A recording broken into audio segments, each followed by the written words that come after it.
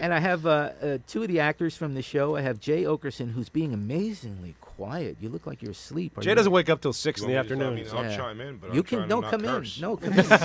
Can't you talk without cursing? Not for more than 3 sentences in a Oh row. man, really? Wow. Okay. I'm trying to play by your rules. See, that's what you get.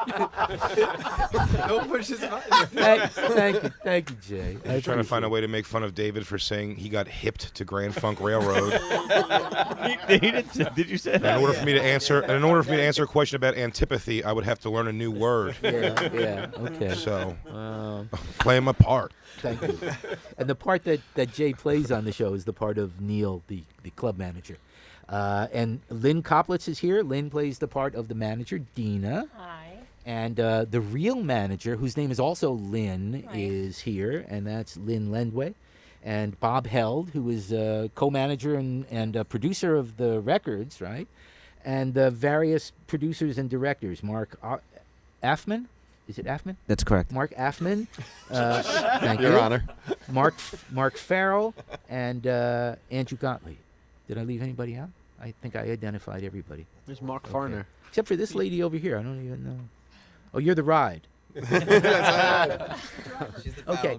I'm from the west side. I couldn't get the train. I get it. The producers. How did the band come to you? How did the show get developed? Here we have this struggling power trio from Brooklyn. They're out on a tour with Kiss, and somehow you guys find out about them and think that maybe there's a TV show in here. What was that process, Mark? We were with William Morris. Our agents were William Morris, and we were meeting a lot of people. We were kind of new to New York and meeting a lot of people about shows. And one of the agents there, William Morris, brought some people to us. Said he had this band that he met, and that they were interestingly a duality of a kids band and a rock band, and wanted to meet us. And we met them, and they were amazing. Yeah, they were definitely amazing. I mean, the whole hook of, I remember we were always coming up when you're going to sell a show or something, it was always from Whitesnake to the Wiggles or whatever it was. We were always trying to think about what these guys were, and obviously when they came in, they just popped in the room. Was the idea always to make it be an adult show? Well, I mean, I don't think they would want it any other way. If you asked Bob and Lynn, I think they would say the same thing. This is who they are. They're a rock band first and foremost. The fact that their day job just happens to be entertaining kids is it's a tremendous hook. But the bottom line is these guys are for real. Yeah, you can't tell a rock story and have it be a kid's show. Right. Yeah. But you can, intertwine and cross over, and that's what we did with the mommies being groupies and the mommies falling for the guys, and Right. That's the thing. They'll meet mommies at night at the club who are groupies, and the next day they're bringing their kids to a party, and you're looking at each other like, oh, wait a minute, what's going on here? I think that's part of the appeal of the show is the honesty of that presentation. Allows you to see that these are real people interacting in the real world. They're not just like these rock gods, with the long hair and the loud music and everything. They're just like normal guys, and the fact that we can look at these two aspects of them and have them come together the way they do is where the honesty is. Don't you agree, Jay? I do, yeah. Okay, thank you. One of the. But also, I think Sorry. Let him sleep. Sorry. I'm doing great. I think a lot of people, another big appeal to our show is that a lot of people relate more to the struggle of an artist than they do the making it. And you want the making it to happen, and it's, in our case, it's really fun because you get to see both. You get to see the guys making it, and you get to root for them. But you also get to see the struggle. I know everyone I know who's called me is like, I just love when they're in that van and they're riding around and they're writing songs and they're, they're dealing with being yelled at and they may have screwed up their whole career. And everybody who struggles as a comic, as a artist, as anything. A plumber, anything. Well, I don't know about. They struggle. Yeah. So I think I don't want to watch a MTV half-hour uncensored drama about it. No, it's Definitely the not. plumber Flight shows of the are- plumber. But even Now they have a show about everything. Yeah, but I think it's fun to watch that side of it, and it makes it much more exciting to think about. Okay, this is where they were. I think everyone's used to watching like MTV Cribs, and you see rock stars, and they got the Exactly. house, boat, limousine, whatever. You don't see the other side, the struggling side, and that's what we focus on with these guys. They're not there yet, but they're trying to get there, and they'll do what it takes to get there. And Be the first time it's been shown.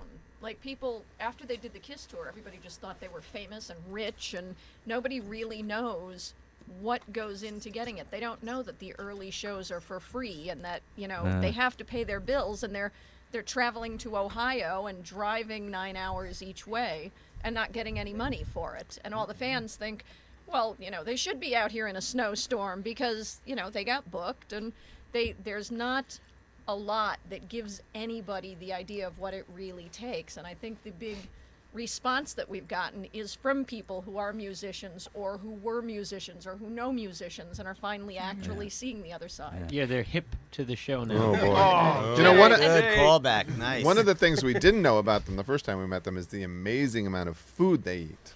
You had to go there? Unbelievable. And I guess you burn the calories when you're playing, right? Because you guys are, you're thin. You're beautiful. On stage you're and in the bedroom. Well, thank you. Oh. That's right. That's where Nookie comes in handy too. I thought you meant snoring. No, Can, you don't burn calories snoring. They throw it down. Can you cue up track 15?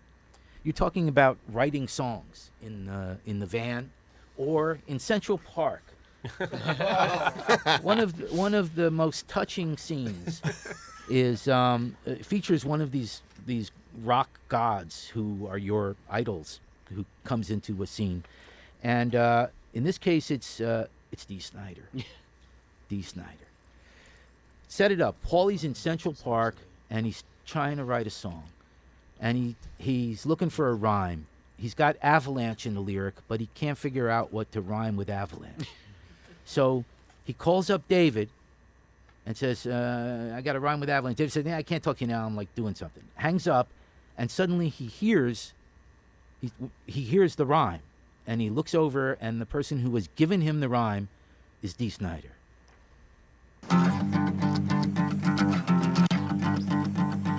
Gonna take you down like a rolling avalanche. Gonna find yourself in a gonna take you down like a rolling avalanche. Gonna find yourself. Gonna find yourself. So they could Dee Snider, they're opening up for Twisted Sister at 8:45 tonight. To proceed to the next chapter, press enter. They're opening for Twisted Yo. Rigo. What rhymes with Maybe if avalanche? somebody's right around the corner. Bunny Ranch. Bunny Ranch rhymes with avalanche. Shit, Dee Snider! Holy cow! What the hell are you doing here? I was feeding these birds. If I don't, they die. It's the best line. He's feeding the birds. Otherwise they'll die. They die.